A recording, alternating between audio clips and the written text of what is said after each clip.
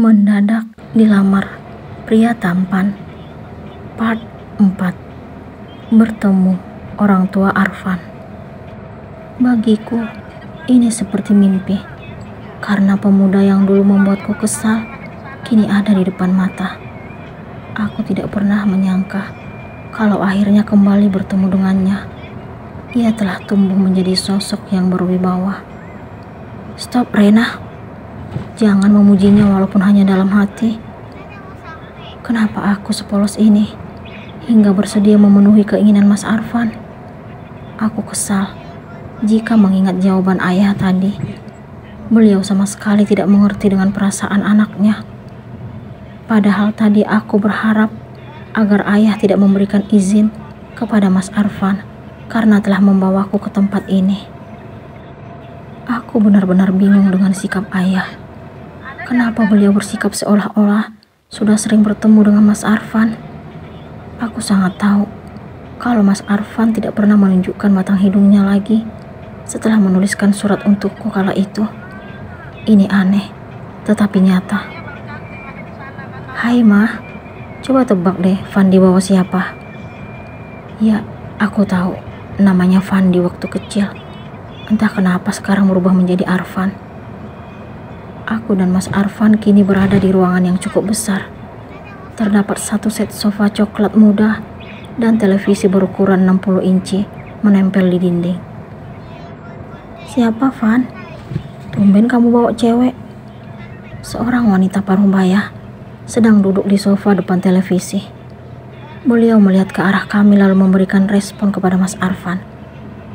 Orang itu sedang memegang sebuah novel yang tidak asing bagiku.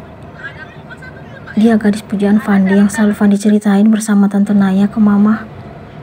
Lagipun, Mama pasti kenal dia waktu masih kecil. Mas Arfan melirik ke arahku.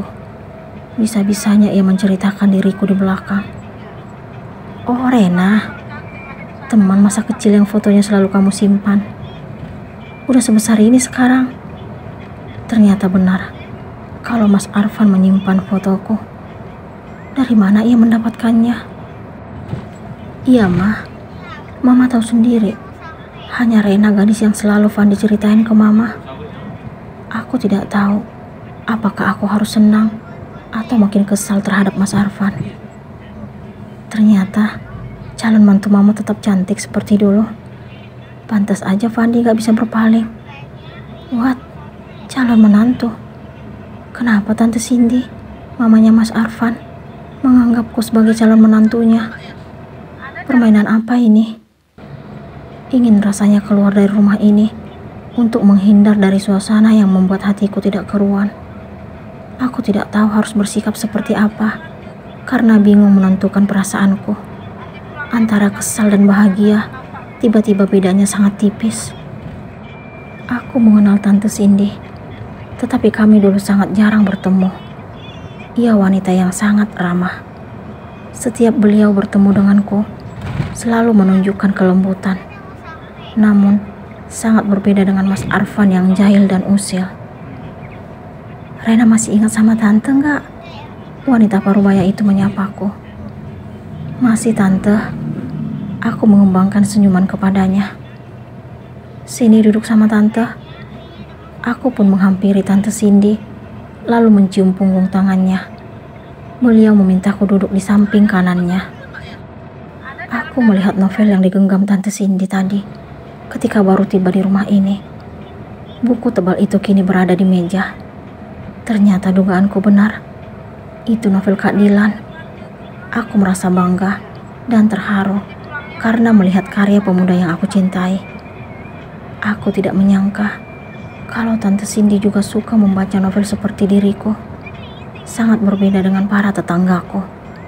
Mereka pernah berkata bahwa sekarang bukan zamannya lagi mengoleksi novel. Mereka juga pernah bilang kalau membaca novel itu kebiasaan orang-orang dulu.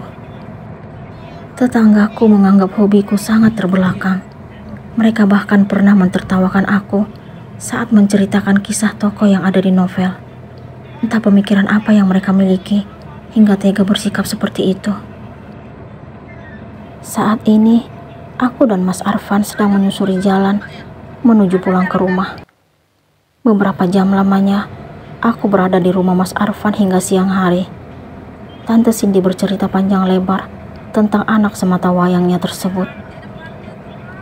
"Jadi, kapan kami akan melamarmu, Nak?" Pertanyaan itu yang Tante Cindy lontarkan tadi kepadaku. Sungguh, benar-benar di luar dugaan. "Maksudnya gimana, Tante?" Aku bersikap pura-pura tidak tahu maksud ucapan beliau. "Tante ingin segera membawa kamu ke rumah ini." Tante Cindy memegang jemariku. "Maaf, Tante salah paham. Rena dan Mas Arfan gak ada hubungan apa-apa, Tante. Kami hanya teman masa kecil yang baru bertemu kemarin." Aku memberikan pengertian kepada Tante Cindy. "Tapi bagi Fandi, kamu gadis pilihannya." Aku melihat keseriusan di wajah wanita parubaya itu. Aku benar-benar dihadapkan pada situasi yang membingungkan saat bersama Tante Cindy tadi. Sebenarnya, aku tidak ingin menyakiti hati beliau. Namun untuk saat ini, aku belum memiliki niat untuk berumah tangga. Di samping itu, aku juga tidak mencintai Mas Arfan karena hatiku telah diisi oleh Kak Dilan. "Kenapa kamu menolak keinginan Mama, Ren? Beliau sudah tidak sabar ingin menjadikanmu menantu. Beliau juga tahu kalau aku sangat mencintaimu. Aku tidak tahu harus bagaimana memberikan penjelasan dan pengertian kepada Mas Arfan. Aku gak memiliki perasaan lebih padamu." Aku pun mengatakan apa yang kurasakan. "Itu gak mungkin.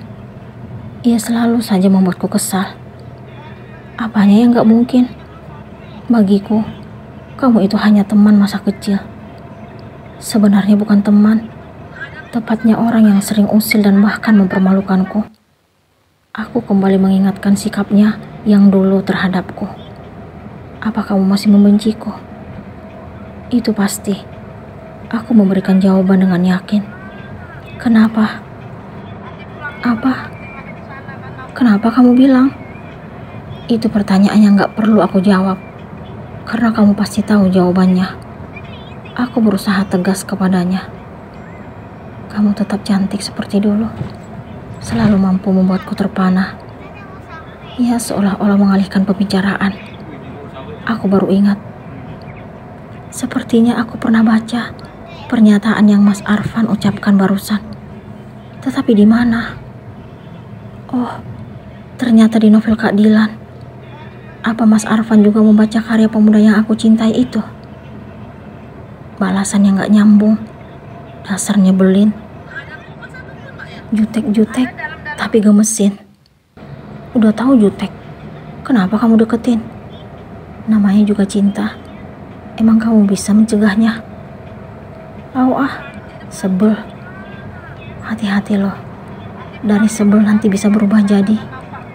Ia menggantung ucapannya. Jadi apa? Jawab aja dalam hati.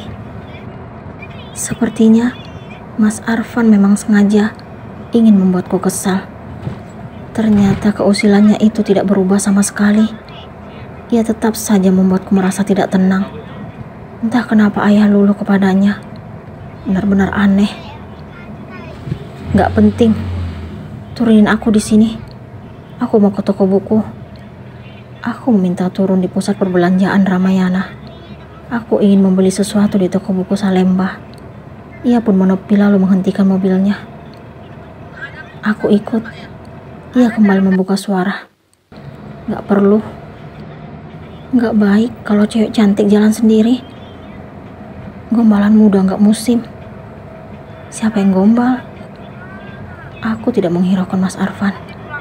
Aku pun segera keluar dari kendaraan roda 4 miliknya, lalu berjalan memasuki area Ramayana. Aku merasa lega karena terbebas darinya, juga kata-kata yang keluar dari mulutnya. Apakah Rena akan tetap menolak Arfan?